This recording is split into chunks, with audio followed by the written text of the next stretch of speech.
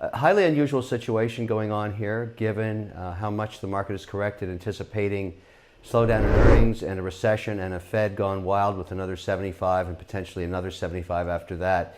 None of these rate hikes have affected the consumer yet, and I speculate it's for one singular reason. No economy has ever printed $6.72 trillion in 30 months. That's basically turning on the printing presses, printing money, giving it away for free, dreaming up other reasons to give more money away for free, such as student loan forgiveness, and then the Anti-Inflation Act. That's just hilarious to call it that. It's very inflationary. And so at some point, we'll have to stop printing money, but it hasn't happened yet. All-time record deficit, consumers flush with cash, and these earnings are proving it out this week. If we're going to get a slowdown in earnings, it's probably going to be in Q1 or 2 next year, because it doesn't look like it's going to make it this quarter. And as a result, we've got a really perplexing, difficult time for investors.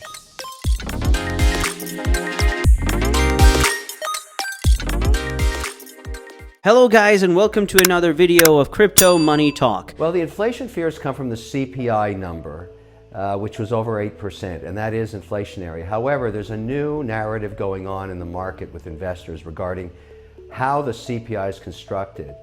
40% is in shelter, and shelter stats are notoriously long dated. In other words, the numbers you're seeing now reflect the shelter market, the housing market, the apartment rental market 18 months ago, when it was smoking hot. That is not the case in major cities now. Rent increases have slowed down, housing prices have softened as mortgages have increased, and yet it's not reflected yet. So it's a little bit of saying, I want to change the data set now because I don't believe it anymore. That's kind of one narrative.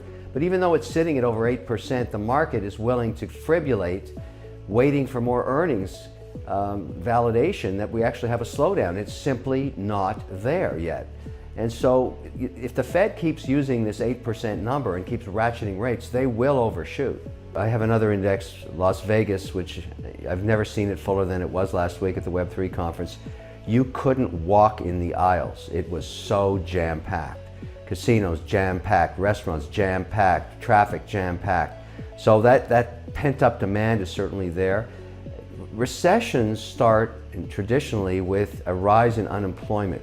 Haven't seen that yet either. If you're in the food services industries on either coast, where in California, for example, the minimum wage is $15, you can't even hire people for $23 an hour now. They don't even want to work. So that cash that's flushing around the system is still having an effect there. It's not clear how the poo-poo hits the fan on this one yet, but the market has made a decision. The corrections in the S&P 500 have been brutal and fast in every single sector. And so the market, generally speaking, is never wrong forever. And what it anticipates is a sharp decline in earnings, because right now the PE, if we believe the earnings for next year, is sitting between 14.5% and 15%.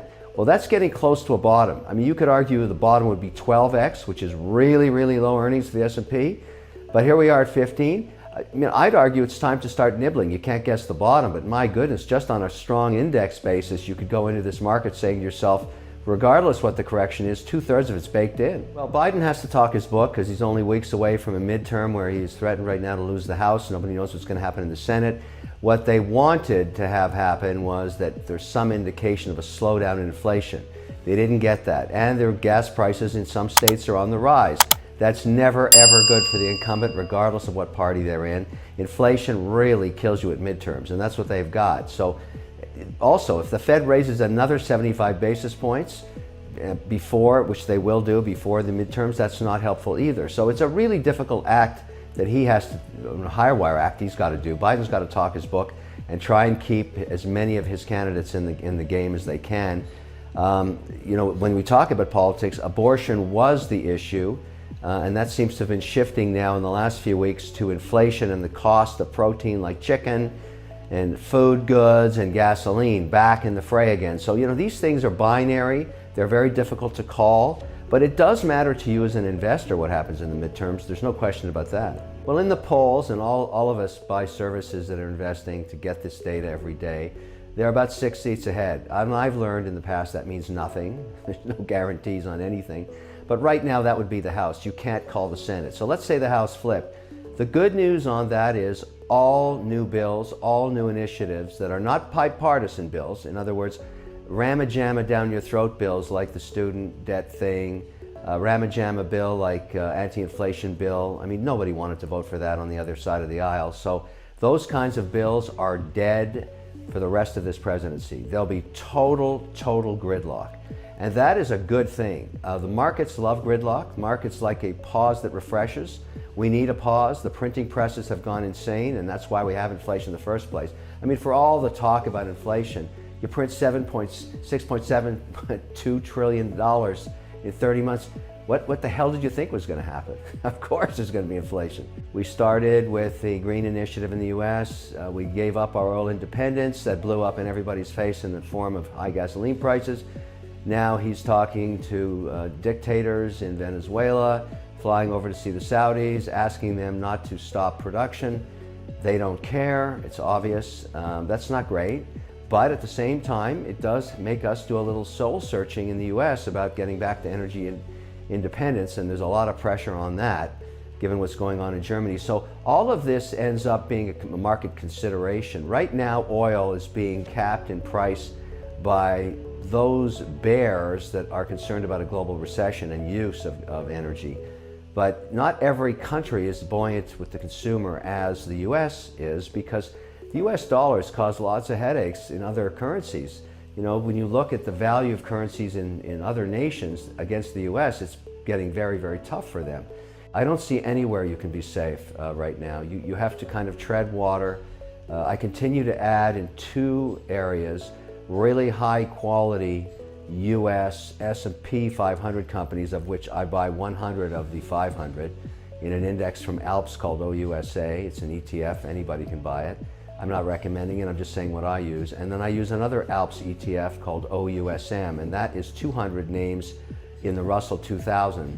So a fraction of the Russell 2000, the companies that make money. My whole thing now is, while I'm waiting in the weeds, is I'm willing to buy companies that are profitable, have high return on assets, and do cash distributions. Everything else I don't want to own. Well, I'm doing what a lot of other traders are doing. I'm going into the November time period with over 34 different positions on, many of them underwater. So naturally what I'm going to do, now that the IRS and other regulators around the world are now looking at crypto in terms of tax compensation, very much like a security, I'm going to have to trade. So I'm going to be doing trading, taking some of the projects that have been decimated, down 40, 50, 60, 70, 80, 90%, selling those and basically buying what I consider the granddaddy index of all crypto, Bitcoin. So I can go through the tax season owning more Bitcoin, I will, maybe a little bit more Ethereum, but basically the large market cap names are the ones that matter. So if you're going to do a basket of names to hold through the back end of the year, I would say it's going to be Bitcoin, Ethereum, Polygon, Solana. You know, those are huge market cap names, and I think are going to index together. I don't think any one of those breaks out of the pack. They all kind of trade in tandem. So if you're only going to own one, it's probably going to be Bitcoin, but all the rest trade in tandem with Bitcoin anyway.